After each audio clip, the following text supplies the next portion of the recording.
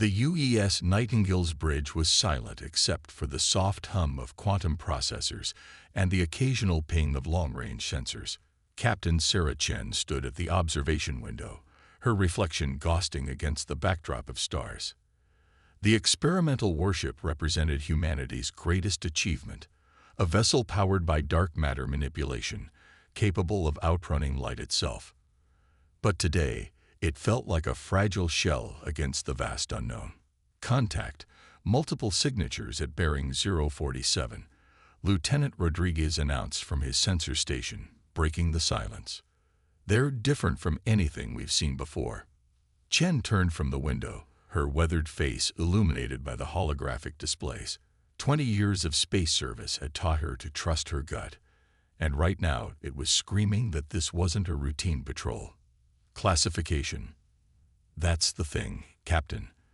These ships aren't following any known patterns of movement.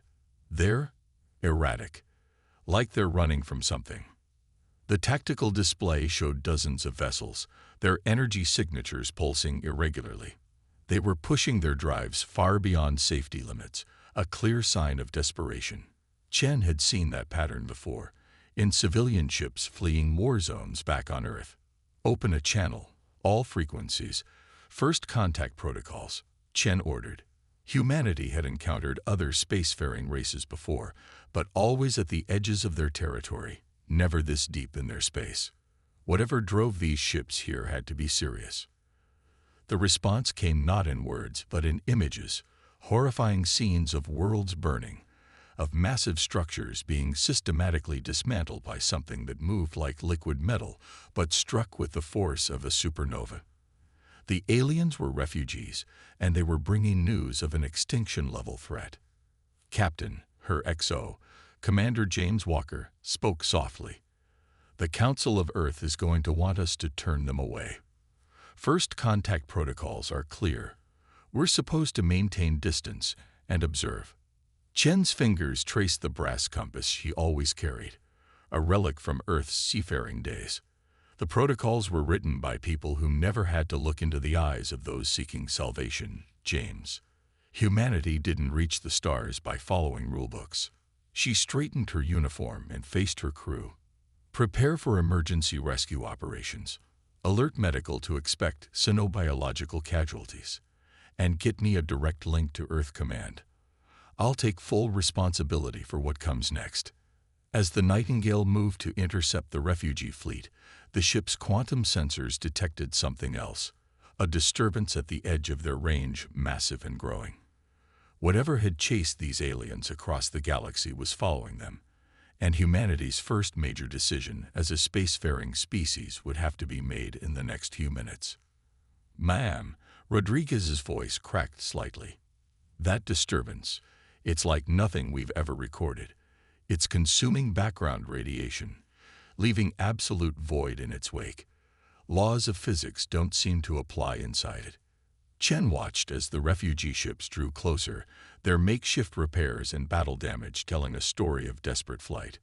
She thought about Earth, about humanity's long climb from caves to the stars, about all the times they'd faced extinction and survived through sheer determination and creativity. Send to Earth Command. First contact established. Refugee fleet incoming. Unknown hostile force in pursuit, requesting immediate implementation of Protocol Sanctuary. She paused, then added, Addendum. The choice we make today will define our species forever. We either stand as the humanity we aspire to be, or we hide and watch others suffer as we once did. The refugee fleet was close enough now to see individual ships clearly, a stunning array of designs that spoke of dozens of different civilizations bound together by desperation. Their vessels were cobbled together with technology that seemed both incredibly advanced and strangely primitive, as if they'd been forced to adapt and rebuild with whatever they could salvage. Commander Walker, begin rescue operations. Lieutenant Rodriguez, I want every sensor we have studying that disturbance. If it's breaking physics as we know them, then we need to rewrite the rules. Chen's voice carried the weight of command, but also something more, the fierce determination that had carried humanity through countless disasters on Earth. As the first refugee ship docked with the Nightingale, Chen received the response from Earth Command. She read it twice, her expression unchanging, then turned to her crew. Earth has given us full autonomy to handle this situation as we see fit. She smiled slightly. They also said, and I quote, "Try not to start an interstellar war on humanity's first major contact." The bridge crew chuckled nervously, but their laughter died as the ship's sensors registered a massive energy spike from the pursuing anomaly. Whatever it was, it had noticed them, and it was changing course. "All hands to battle stations," Chen ordered, her voice calm but firm. "Let's show our new friends that humanity knows how to take care of its own, even if we've just met them." The Nightingale's experimental dark matter drive hummed to life, its power building as they prepared to face whatever horror had driven these refugees across the galaxy. Humanity's first real test as a spacefaring civilization was about to begin, and Captain Chen intended to ensure they passed it with flying colors.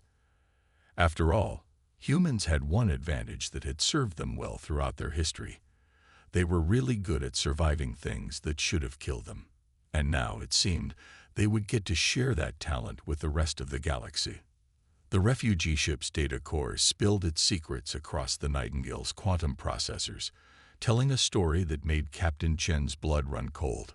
The holographic display showed world after world going dark, entire civilizations reduced to cosmic dust by something that shouldn't exist. "They call themselves the Preservers," explained Koffel, the refugee fleet's lead scientist. The alien's crystalline form shifted colors as it spoke, translating complex emotional states that the ship's AI was still learning to interpret. They emerged from the galactic core 50 years ago, claiming to be guardians of evolutionary purity. Commander Walker studied the data streaming across his console. These energy readings, they're not just destroying worlds, they're erasing them from existence, completely removing their quantum signatures from the universe. Yes, Koffel's form dimmed to a deep blue of sorrow. The Preservers believe that only naturally evolved spacefaring species deserve to exist. Any civilization they deem to have been uplifted or contaminated by external influence is eliminated. Chen watched as the tactical display showed the pursuing anomaly growing larger. The Nightingale sensors were having trouble maintaining a lock on it. The laws of physics seemed to bend around its edges like light through water, and they decided your people were contaminated. Not exactly. Kuffel moved closer to the display, its crystalline form refracting the holographic light. "We discovered something in our ancient records, something that suggested most intelligent life in our arm of the galaxy had been guided, subtly influenced over millions of years by something that came before. When we published our findings, the Preservers appeared." Lieutenant Rodriguez looked up from his sensor station. "Captain, I'm detecting quantum signatures in the refugee fleet's technology that match Earth artifacts, specifically the quantum Rosetta found in Antarctica." The revelation hit Chen like a physical blow. The quantum Rosetta, discovered 15 years ago deep under the ice, had accelerated human technology by centuries. Its seemingly random quantum patterns had contained blueprints for everything from dark matter manipulation to faster-than-light travel. Humanity had assumed it was a lucky find, a gift from the universe. "We weren't lucky, were we?" Chen asked Koffel. "Someone left it for us to find, just like they left things for your people and others." "The predecessors," Koffel confirmed. "They seeded thousands of worlds with the tools for advancement, hidden so they would only be found when each species was ready. The Preservers consider this an unforgivable contamination of natural evolution." Walker's console chimed an alert. "Captain, the anomaly is accelerating. At current speed, it will overtake the refugee fleet in 6 hours." Chen moved to the tactical station, her mind racing. Everything humanity had achieved in the past 15 years, their expansion to the stars, their technological revolution, it was all based on contaminated knowledge.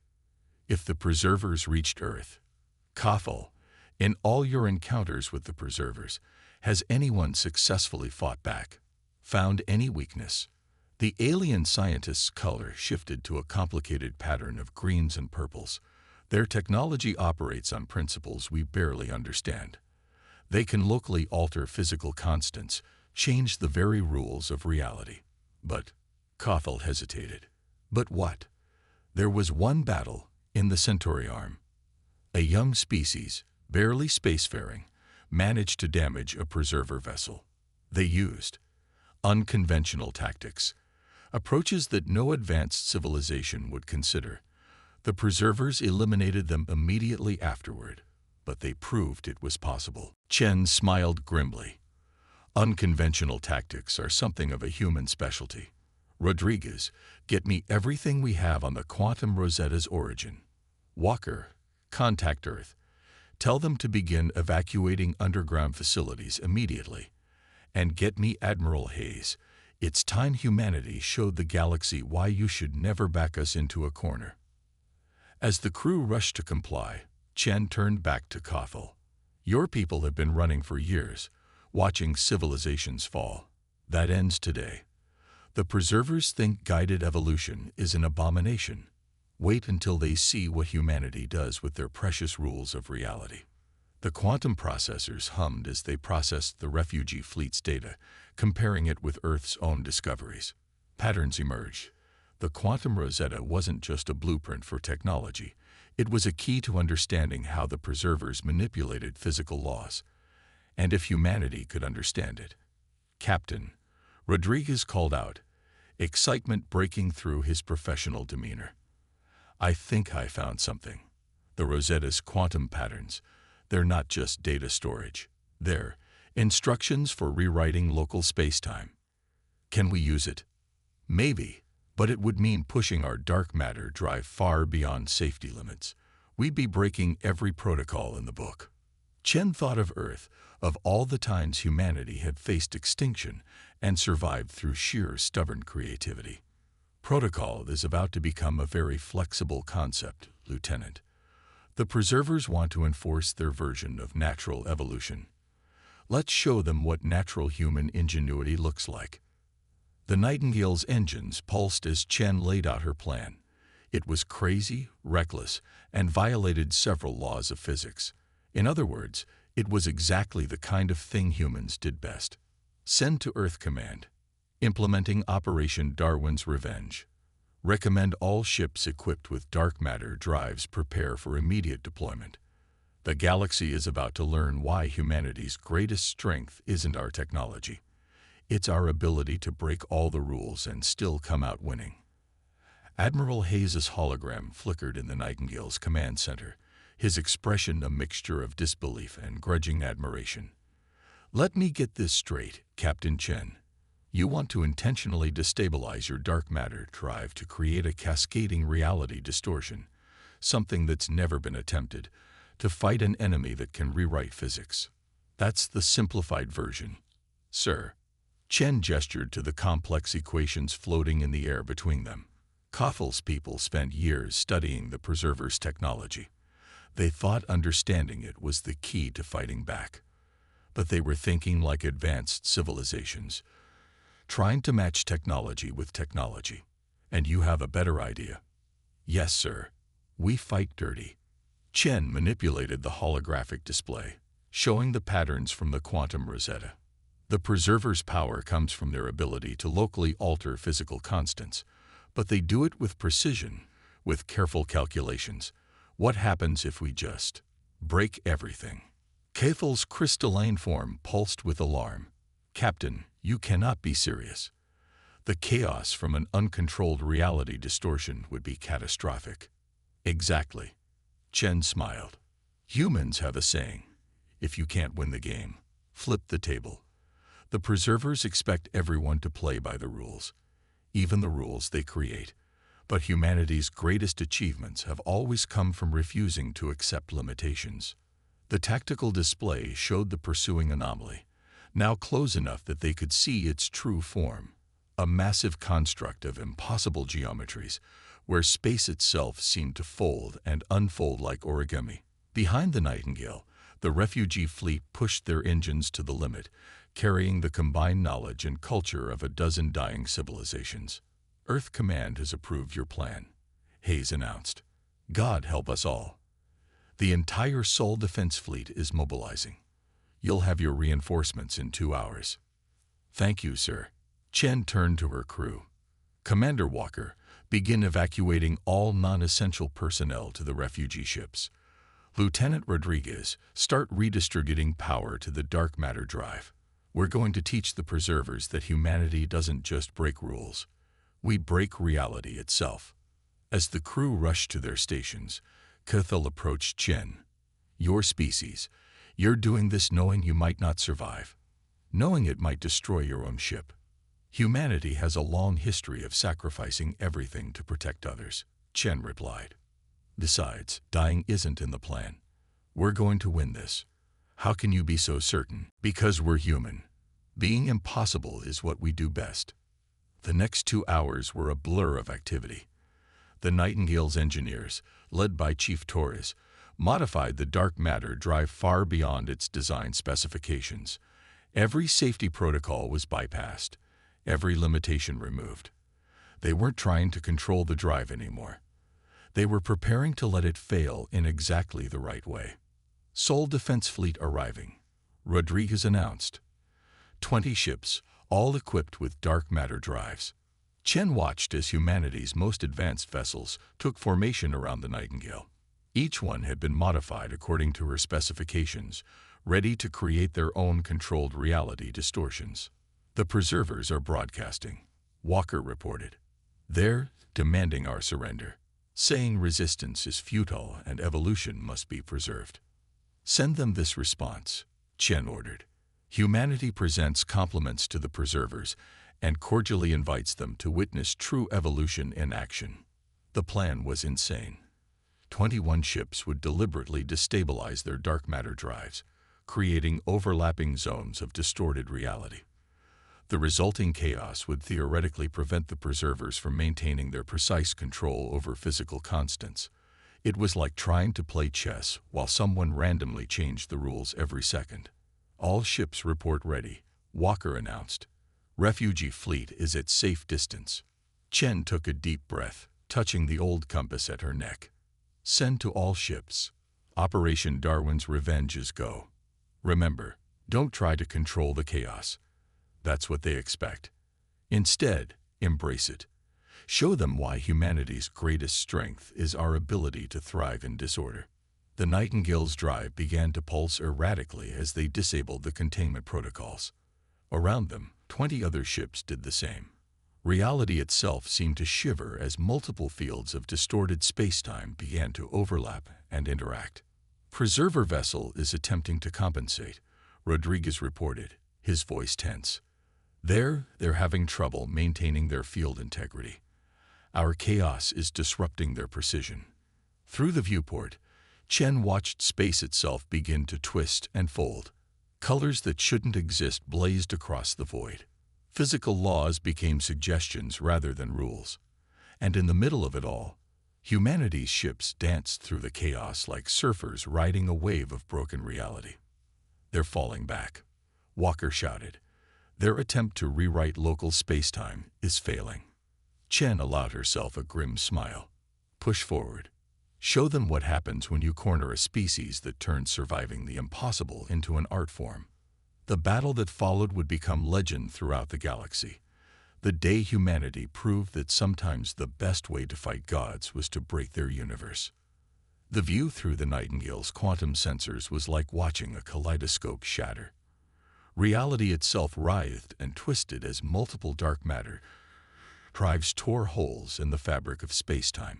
The preserver vessel, that massive construct of impossible geometry, struggled against the chaos humanity had unleashed. Status report, Chen demanded, gripping her command chair as another reality wave rocked the ship. Drive stability at 12% and falling, Rodriguez reported, his fingers dancing across controls that kept shifting positions. The other ships are reporting similar numbers. We can't maintain this level of chaos much longer. Through the maelstrom of distorted spacetime, Chen watched the preserver vessel. It was wounded, its perfect geometries disrupted by humanity's assault. But it wasn't defeated. Instead, it was adapting. "Captain," Walker's voice carried a note of alarm. "They're changing their approach. The preservers are. They're learning from us." The massive alien vessel began to pulse with new patterns of energy. Instead of fighting against the chaos, it was beginning to use it, turning humanity's weapon against them. The perfect order of its structure gave way to something more fluid, more unpredictable. Multiple ships reporting critical drive failure, Rodriguez called out. "The Jakarta and the Sao Paulo have already lost containment. Crews evacuating." Chen watched as two of Earth's most advanced vessels winked out of existence, their crews barely escaping in time. The preservers weren't just adapting. They were evolving, just as they claimed to protect. The irony would have been amusing if it wasn't so terrifying. "Kothel." Chen turned to the crystalline alien. "You said your people studied them for years. Have you ever seen them do this before?" The alien scientist's form flickered with patterns of deep crimson and gold, surprise mixed with fear. "Never. The preservers have always been consistent, predictable in their methods. This is unprecedented." Chen felt a smile creep across her face. "They're adapting because they have to. We pushed them so far out of their comfort zone that they're being forced to evolve. And that's exactly what we needed." "Captain." Walker looked confused. "Our strategy is failing. How is this good news?" "Because, Commander, we just proved they're not infallible. They're not gods enforcing the rules of evolution. They're just another species, capable of change when pushed hard enough." Chen turned to her tactical display. "And if they can change, they can make mistakes." The Nightingale shuddered as another reality wave washed over them. 3 more Earth ships had been forced to retreat, their drives too unstable to continue. But Chen had seen something in the preservers' new pattern, a vulnerability born of their own adaptation. "All ships, new coordinates being transmitted," she ordered. "Concentrate your reality distortions on these points. Don't fight the chaos. Ride it, like we've been doing. But this time, we're going to show them the true meaning of evolution." The remaining Earth vessels, though damaged and struggling, moved into position. The refugee fleet, watching from a safe distance, transmitted data about the energy patterns they were observing. Humanity might be outmatched technologically, but they had something the preservers didn't: the ability to think sideways. "Chief Torres," Chen called down to engineering. "Remember that theory you had about using the drive's instability to create a focused point of quantum uncertainty? The one that would probably kill us all." Torres' voice crackled through the comm.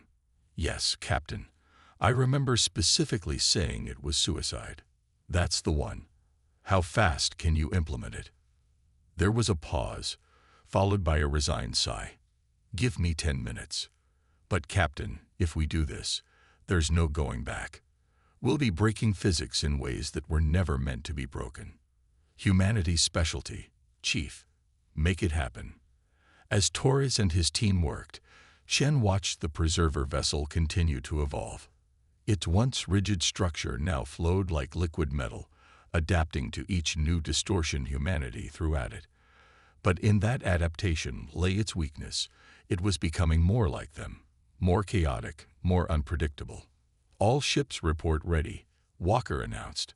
"Though I feel compelled to point out that what we're about to attempt violates at least 7 fundamental laws of physics." "Only 7. Chen smiled. "We must be getting conservative in our old age. Signal all ships to begin Torres' quantum uncertainty protocol on my mark." The Nightingale's drive screamed as they pushed it beyond its final limits. Around them, the other Earth ships did the same. They weren't just breaking reality anymore. They were shattering it and rebuilding it in ways that even the preservers had never imagined. "Remember," Chen broadcast to all ships, "humanity didn't get to the stars by playing it safe. We got here by doing the impossible, over and over again. Now let's show these self-appointed guardians of evolution what real adaptation looks like."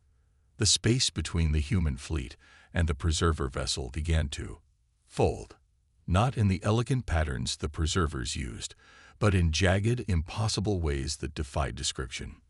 It was evolution at its most raw and uncontrolled, exactly the thing the preservers had fought so hard to prevent. And in that chaos, humanity found their path to victory. The universe held its breath as humanity's desperate gambit unfolded. The Nightingale's dark matter drive had become a quantum torch, burning holes in reality itself. Around them, the remaining Earth ships formed a perfect geometric pattern, not for precision like the preservers would use, but to create maximum chaos in a controlled direction. Taurus to bridge. The engineer's voice was strained. The quantum uncertainty field is stable, but the drive won't hold much longer. Whatever we're going to do, we need to do it now. Chen watched as the preserver vessel writhed in the space before them, its once perfect form now a constantly shifting mass of possibilities. They had forced it to evolve, to become more like chaos than order. But in doing so, they had made it more dangerous than ever. Kafel, Chen turned to the crystalline alien. Your people's research. Did you ever theorize what would happen if a preserver vessel was forced to process too many quantum possibilities at once? Kafel's form shifted through patterns of deep thought. In theory, their ability to manipulate reality requires precise quantum calculations. If those calculations were to become too complex, they'd crash. Rodriguez finished, understanding dawning on his face, like a computer trying to divide by zero. Exactly. Chen's eyes gleamed. They've adapted to use chaos, but their fundamental nature still requires order. So let's give them more chaos than even their evolved form can handle. She turned to Walker. Signal the fleet. Tell them to prepare for Protocol Omega. Walker's face paled. Captain, Protocol Omega was theoretical. We never meant to actually attempt it. Humanity's greatest achievements started as theoretical impossibilities, Commander. Chen's voice was firm. Now patch me through to all ships. The comm crackled to life as Chen addressed what remained of Earth's fleet. This is Captain Chen. What we're about to attempt goes beyond breaking the rules. We're going to rewrite them. The preservers think they understand evolution. Let's show them what happens when humanity decides to evolve past the impossible. The remaining ships moved into their final positions, their dark matter drives pulsing in harmony. The refugee fleet, still watching from a safe distance, transmitted their sensor data, helping the human ships fine-tune their approach. Taurus, Chen called down to engineering. Take us past the red line. All the way past it. Captain, at that level of quantum uncertainty, we won't just be breaking physics, we'll be annihilating it. Local space-time might never recover. That's the idea, Chief. Sometimes you have to break something completely to build something better. The Nightingale's drive screamed as it pushed beyond its final limits. Reality began to shred around them, not in the controlled way the preservers used, but in raw, primal tears that exposed the quantum foam beneath space-time itself. All ships report ready, Walker announced, his voice steady despite the situation. Quantum uncertainty fields at maximum chaos. Chen took one last look at the tactical display, at the preserver vessel caught in their trap of quantum impossibility. Remember what we learned on Earth. Evolution isn't just about survival. It's about adaptation, about becoming something new when the old ways aren't enough. Execute Protocol Omega. What happened next defied description in any known language. The combined quantum uncertainty fields of Earth's fleet didn't just break reality. They shattered the very concept of what was possible. Space folded in ways that made the preserver's manipulations look like child's play. The preserver vessel, caught in the heart of this quantum storm, tried to adapt. But there was no adaptation possible. Humanity had created something entirely new, a level of chaos that transcended the very rules the preservers had tried to enforce.